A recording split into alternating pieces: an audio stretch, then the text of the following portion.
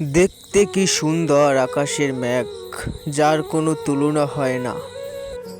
এমনই থাকে তাই না? মানুষের প্রিয় মানুষ হারিয়ে গেলে কীরকমের লাগে। জীবনটা অল্প, যা ঘুষণের আগে শেষ হয়ে যায়। কিছু মানুষ হাহাকার করে।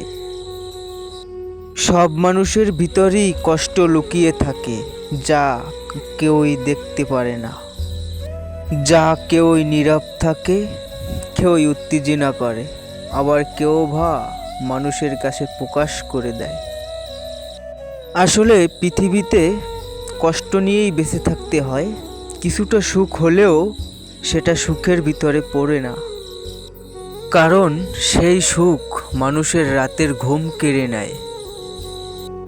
তাই আমি নিজে থেকে বলি, পৃথিবীতে কিছু নিয়ে অহংকার করো না, যা নিমিষেই শেষ হয়ে যাবে। হয়তো আমার টাকা আছে, কিন্তু দুদিন পরে আমি থাকব